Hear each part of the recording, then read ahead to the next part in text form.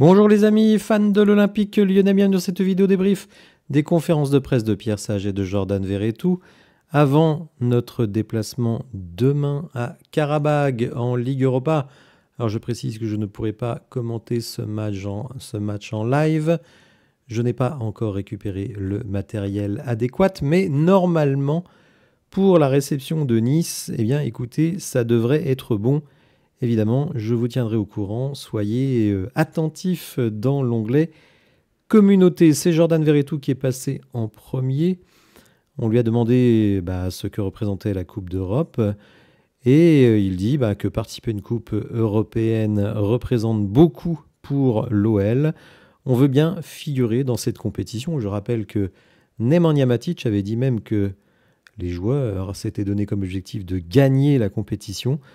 Nous avions bien commencé, on a eu 2 petits échecs. L'objectif est clair, gagner demain et se qualifier le plus rapidement possible. On lui a demandé quel système de jeu il préférait, puisque il peut jouer soit en double pivot devant la défense ou alors en numéro 8. Et il dit qu'il est capable d'évoluer à plusieurs postes. Il aime bien se projeter vers l'avant, mais aussi redescendre pour toucher le ballon. Je me mets à la disposition du coach pour être le plus performant possible. J'aime la manière dont le coach met en place les schémas offensifs et défensifs. On doit nous adapter à ses choix. Il faut créer des liens avec les joueurs autour de moi. Quand j'ai fait l'évaluation du début de saison dans un live lundi, vous avez été quand même assez mesuré sur l'apport jusqu'à présent de Jordan Verretou. Et c'est vrai que c'est quelque chose que je partage. Ceux qui suivent la chaîne savent que je ne suis pas un grand fan de ce joueur. Alors, évidemment, les conférences de presse à l'étranger ont des avantages et des inconvénients. L'avantage, c'est que parfois les questions sont posées sans filtre. Vous verrez en fin de vidéo un moment assez marrant avec Pierre Sage. Mais évidemment, il faut se fader les traductions. Alors bon, évidemment, c'est normal, on ne va pas critiquer, mais après cette deuxième question sur le double pivot au numéro 8, on a eu un tunnel en azerbaïdjanais et Jordan Verretou en a même souri, tellement c'était long. Le traducteur, il a passé je ne sais combien de temps à expliquer ce que moi je viens de faire en 25 secondes. Enfin bon, bref. On lui a demandé s'il connaissait des joueurs de Karabag. Alors il dit, nous avons étudié leur jeu en vidéo. C'est une bonne équipe avec des qualités offensives qui sont dangereuses. Ils sont dans l'obligation de gagner. Ils ont pour le moment pas encore beaucoup de points et je crois qu'ils sont hors de la zone des 24 qualifiés pour les playoffs. Nous voulons continuer sur notre lancée. Alors notre lancée, elle a quand même été un petit peu mise à mal ces derniers temps, puisque je le rappelle, nous n'avons qu'une victoire sur les 6 derniers matchs, et nous qualifier rapidement. On connaît parmi les joueurs, évidemment, Yacine Benzia, qui a été formé à l'Olympique Lyonnais. Il faudra rester vigilant face à lui.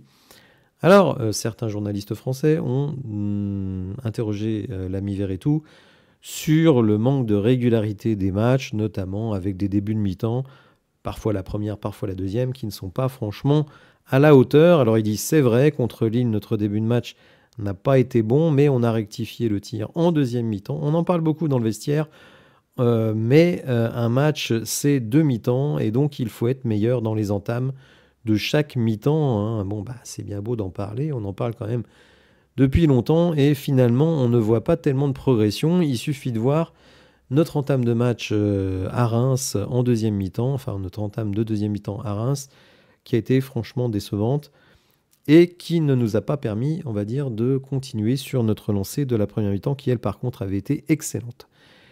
Alors là aussi, un petit détail assez rigolo, puisque un journaliste français interroge donc l'ami Verretou pour lui dire est-ce que sur le terrain, vous êtes obligé de beaucoup guider Ryan dans ses replacements défensifs, Ryan Cherki? Et puis le traducteur, visiblement, ne connaît pas Ryan Cherki. Et puis il essaye de traduire. Ryan, c'est quoi Ryan? Et puis donc Verretou lui dit Ryan Cherki. L'autre il dit Ryan Cherki, Ryan Cherki. Donc il a fallu à peu près quelques secondes pour qu'il comprenne qu'on parlait d'un joueur de l'Olympique Lyonnais. Donc vous voyez, si Ryan Cherki est une star à l'OL, à Lyon, peut-être en France, eh bien, son statut n'a pas encore atteint l'Azerbaïdjan.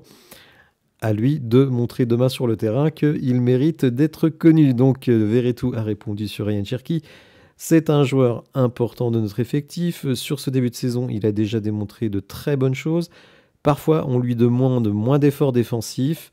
Mais récemment, je l'ai vu aussi revenir défendre efficacement. Il est en train de franchir un palier là-dessus. Et là-dessus, on est obligé quand même d'être d'accord avec Veretout. Je trouve que Ryan Cherki, il ne fait pas qu'attaquer. Il est vraiment au four au moulin. On le voit même parfois vraiment faire des gros efforts pour revenir. Donc je trouve que c'est une très très bonne évolution dans le jeu de Ryan. Alors là aussi, le traducteur a eu un peu de mal à expliquer la question. En gros, il disait « Ah, mais demain, il y aura beaucoup plus de supporters de Karabakh que de supporters de l'OL, vu la distance, etc. etc. Est-ce que c'est un avantage puisque dans cette compétition, il n'y a pas de match aller, pas de match retour, il n'y a qu'un match face à une équipe 8 fois. Et donc, vous jouez Karabakh à l'extérieur, donc est-ce que c'est un désavantage ?» Alors il dit ça renforce la pression, mais la pression, elle est plutôt sur Karabakh, puisque eux, ils sont obligés de gagner, alors que nous, pas vraiment. Et il dit, on vient ici malgré tout, nous, pour gagner et avancer dans ce mini-championnat. On va mettre tous les ingrédients pour l'emporter. Alors moi, j'avoue que j'en ai un peu assez de ces affirmations. On vient pour gagner, on veut gagner tous les matchs. Alors moi, j'aimerais bien qu'on le dise un peu moins et qu'on le fasse un peu plus. Parce que je vous avoue que je suis un peu tendu, les amis, après cette série de 1 victoire en 6 matchs. Parce que je regarde ce qui arrive devant nous. Donc la réception de Nice, ce ne sera pas si simple. Nice, c'est une équipe de notre niveau. Et évidemment, après, certes, déplacement à Angers. Mais attention, Angers a pris des points à Marseille. Je crois qu'ils en ont pris également face à Monaco. C'est une équipe qui joue énormément le contre. Donc je pense qu'il ne faut absolument pas les sous-estimer. Et ensuite, évidemment, déplacement au Paris Saint-Germain. Donc moi je veux bien qu'on dise non mais ça va, on a le temps, on n'est pas loin, 4 points de la 3e place, etc. etc. Ben oui, mais à un moment donné, à force de faire des matchs nuls, eh bien cet écart de 4 points, il risque d'augmenter. Et donc il faut absolument prendre des points. Et j'ai l'impression qu'on n'est pas dans un sentiment d'urgence. Et c'est d'ailleurs la question qu'a posée Édouard G aux deux intervenants, donc à Jordan Veretout et à Pierre Sage, en disant est-ce qu'il y a un sentiment d'urgence, de doute après les résultats récents qui ne sont pas exceptionnels. Donc Veretout dit non, pas de doute. Si on regarde les stats contre Beşiktaş, on aurait dû gagner le match. N'empêche qu'on l'a perdu. Contre Hoffenheim, la première mi-temps n'est pas bonne, mais nous avons montré une belle réaction en seconde période. On est dans le vrai sur ce qu'on veut faire. Il faut donner le maximum en permanence. Ce sont des matchs difficiles. Alors oui, ce sont des matchs difficiles, mais maintenant, il faudra quand même prendre des points, gagner des matchs, parce que, je le rappelle, une seule victoire sur les 6 derniers matchs. Et le fait qu'on ait bien joué face à Beşiktaş, mais moi, ça ne me rassure pas, parce que, d'une certaine manière, avec le match pourri qu'on fait à Toulouse, on gagne quand même, ça fait une balance. Donc là, je trouve que la première mi-temps face à Reims, elle est très bonne, la deuxième mi-temps face à Lille, elle est très bonne, mais maintenant, il faut faire une mi-temps complète. Je ne vais pas revenir une énième fois sur ma théorie, sur le manque de fond athlétique de nos joueurs, mais je commence quand même à me poser la question quand je vois qu'on n'est pas capable de garder la même intensité sur une durée plus longue. Passons maintenant à notre coach Pierre Sage, qui est passé donc lui aussi en conférence de presse. Vous allez voir, je vous invite à rester jusqu'à la fin parce qu'il y a vraiment un moment très très marrant. Ce qui m'a vraiment frappé dans cette conférence de presse, c'est que les réponses de Pierre Sage ont été extrêmement courtes. Je crois qu'il avait vu les traductions du traducteur pendant que Veretout était là. Il s'est dit, si je fais des réponses longues, on va rester 15 plombes en salle de conférence. Donc il a vraiment raccourci au maximum ses réponses. On lui a demandé quel était l'état d'esprit pour ce match. Nous abordons ce match comme d'habitude avec l'ambition d'être performant à la fois dans le jeu et dans le résultat. Bon, rien de spécial à dire à ce stade-là. On a dit les 2 matchs précédents en Europa League, une défaite et un nul à Hoffenheim. Est-ce qu'il y a un sentiment d'urgence, un sentiment de doute? Donc Édouard Jay, hein, qui écrit une question et la pose à tous les intervenants, comme ça fait 2 fois moins de travail. Et il dit: non, je n'ai pas ce sentiment. Les scénarios de nos 2 derniers matchs en Europa League ont été spéciaux. Nous restons focalisés sur l'idée de bien jouer pour gagner. Alors on lui a demandé est-ce qu'il y aura moins ou plus de rotation dans l'équipe, hein, on fait quand même un long déplacement, et lui il a dit qu'il y aura moins de rotation. Il dit je ne vais pas rentrer dans les détails de l'organisation, hein, 4-3-3, 4-2-3-1, mais il y aura moins de rotation que d'habitude. Donc finalement, on pensait quand même qu'il y aurait beaucoup de rotation. Bon, peut-être pas autant qu'à Offenheim, mais beaucoup de rotation. Et je pense qu'il y en aura très très peu. Donc je vois bien effectivement... je suis pas sûr que Lacazette il va débuter. Dites-moi ce que vous en pensez dans les commentaires, parce que Lacazette il est parti en déplacement. En fait, il y a très peu de joueurs qui sont restés à Lyon. Donc ceux qui ne sont pas dans le groupe, essentiellement Orban, Zaha et Diawara. Mais sinon, tous les autres ont fait le déplacement. Donc je ne sais pas si vous emmenez Lacazette en Azerbaïdjan pour pas le faire jouer. Vous voyez, je serais très surpris. Alors moi, à titre personnel, je titulariserais plutôt Mikotadze pour lui donner de la confiance, du temps de jeu, etc. Mais j'en suis pas totalement convaincu. Alors, un journaliste azerbaïdjanais a demandé est-ce que vous pouvez gagner avec l'équipe B? Et puis là, il y a eu un moment de flottement, on n'a pas trop compris, il n'a pas vraiment répondu. Et puis on a tout de suite enchaîné sur Yacine Bendia, vous le savez, qui a été formé à l'Olympique Lyonnais. Et on lui a demandé à Pierre Sage s'il aurait un traitement particulier, donc la même question qu'à Veretout. Il a dit il a été formé chez nous, c'est un très bon joueur, mais notre attention ne sera pas portée uniquement sur lui, nous nous concentrons sur l'équipe dans son ensemble. Alors on lui a demandé est-ce que vous connaissez l'équipe de Karabag? Alors il dit c'est une équipe capable de très belles performances, comme en début de match face à l'Ajax. Nous avons identifié des opportunités, mais il faudra être à un bon niveau pour les exploiter.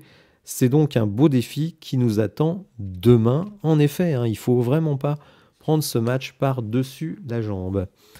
Alors, pour étudier cette équipe de Karabag, on a particulièrement analysé leurs matchs en Coupe d'Europe, car ils correspondent mieux au contexte de demain. C'est vrai qu'étudier les matchs de Karabag dans le championnat local, je ne pense pas que ça nous donne beaucoup d'enseignements. Donc, on s'est surtout concentré par rapport aux matchs européens. Alors, sur cet OL à 2 visages par période, il dit « Nous avons toujours la volonté d'être constant. On affiche cela donc depuis un certain temps. » Alors j'ai pas l'impression qu'on affiche ça depuis un certain temps. Pour cela, on doit travailler sur la stabilité de l'effectif. Alors justement, faire moins de rotation. Je pense quand même que Pierre Sage, il a dû se faire recadrer après le match d'Offenheim. Vous savez que Textor était furax qu'on joue en défense à 3, mais je pense qu'il était furax aussi du nombre de changements qui avaient été faits lors de ce match. Une équipe d'Offenheim quand même extrêmement faible, et vraiment face à une équipe comme ça, on doit ramener les 3 points et se mettre à l'abri. Bon, vous le savez, c'était juste avant le derby, donc Pierre Sage a fait un choix, tout misé sur le derby, en faisant auparavant un maximum de rotation. Alors on a gagné le derby, ça n'a pas été le feu attendu, mais c'est les 3 points, et je rappelle, c'est notre seule victoire sur les 6 derniers matchs. On lui a demandé si il y aurait encore beaucoup de changements de système, et surtout si le système 4-2-3-1 était mis en place essentiellement pour faire briller Ryan Cherki, pour le mettre dans les meilleures conditions. Alors il dit que ça fait partie des critères, mais ça dépend aussi des joueurs qui vont l'entourer, et ce que va nous permettre l'adversaire. L'idée principale reste de conserver le ballon et de positionner des joueurs suffisamment haut pour avoir des situations offensives favorables et presser haut. Il y a vraiment cette volonté de presser haut du côté de l'OL, mais après, est-ce qu'on a le foncier physique pour le faire sur une durée suffisamment étendue? J'ai encore quelques doutes. De toute façon, quelle que soit l'organisation, donc 4-2-3-1, 4-3-3 ou autre, l'idée c'est de pousser vers l'avant, jeu protagoniste. Je rappelle quand même que on pourrait faire une petite analogie avec ce qu'a dit John Textor, puisque John Textor, dans le reportage hagiographique qui a été fait sur lui par l'équipe, dit ça pourra m'arriver de virer un coach qui joue un match pour ne pas le perdre, mais jamais pour virer un coach qui joue un match pour vouloir le gagner. Et d'une certaine manière, c'est ce que nous dit Pierre Sage. L'idée, c'est de pousser vers l'avant. Alors, On lui a demandé si la proximité du match contre Nice allait modifier les rotations. Donc il dit qu'effectivement, on prend en compte ce match, mais il n'y aura pas vraiment de gestion des temps de jeu préalable, plutôt une gestion du score. En gros, on va y aller avec la grosse équipe, et si on a pris un avantage suffisamment important, à ce moment-là, effectivement, on fera des changements. Alors là, j'arrive enfin, depuis le temps que je le tease, au moment très marrant de cette conférence de presse, puisqu'il y a eu 2 questions, alors là pour le coup très directes. C'est pour ça que je dis c'est intéressant d'aller dans les pays étrangers, parce que la plupart des journalistes azerbaïdjanais, c'est la première fois qu'ils voient Pierre Sage. Le contexte, ils n'ont rien à carrer. C'est très proche de la Turquie, donc ils regardent un petit peu ce qui se passe. Et ils se disent, mais attendez, vous avez une star dans l'équipe, Wilfried Zaha, comment ça se fait? Il n'est même pas dans le groupe. Donc, pourquoi? Et là, Pierre Sage, il dit, la performance de ses coéquipiers, essentiellement. En gros, il ne joue pas parce que les autres sont très bons. Bon, ce qu'il faut bien le dire n'est pas une réponse très satisfaisante, mais il n'a pas voulu remuer le couteau dans la plaie du comportement du joueur et de son investissement au quotidien. Et puis ensuite, vraiment, le moment le plus cocasse que je vais d'ailleurs vous faire écouter. Donc une question a été posée à Pierre Sage dans la langue locale, et le traducteur essaye de traduire à Pierre Sage la question, et vous allez voir le grand moment de solitude, et c'était très marrant parce qu'après il va réexpliquer la question, et vous allez voir que la question elle est très directe, et c'est finalement un moment assez marrant. En général, dans la presse de France, ça s'est beaucoup éclairé, les jeux et les résultats de l'équipe Karabakh. D'après vous, après l'échec contre Beşiktaş, dans cette match, si on le qualifie comme l'équipe, deuxième équipe turque, que s'il aurait perdu l'équipe de Lyon, est-ce que ça aurait au résultat influencé au destin de carrière de monsieur l'entraîneur? Je vous avoue que je n'ai pas compris la question. Il dit que, par exemple, si vous allez perdre dans ce jeu après le défaite de Beşiktaş, est-ce que double échec aurait influencé au destin de l'entraîneur à l'avenir? J'espère pas. Alors vous voyez vraiment un moment extrêmement comique, puisque donc le journaliste pose la question, si vous perdez demain ou si vous ne gagnez pas contre Karabakh, est-ce que vous allez vous faire virer? Donc évidemment une question qui ne serait pas vraiment posée en France. Et donc Pierre Sage, après une traduction très approximative, au début il est tout souriant, parce que comme il n'a pas compris, il trouve ça drôle aussi. Puis après quand il comprend la question, en gros, est-ce que vous risquez de vous faire virer demain soir après le match? Évidemment, il l'a pris avec le sourire, mais un sourire un peu pincé, un peu jaune. Voilà les amis, j'espère que vous avez apprécié cette vidéo. Si c'est le cas, n'hésitez pas à la liker, à vous abonner à la chaîne, à activer les notifications. Et je vous dis à bientôt pour de nouvelles infos. Merci, au revoir.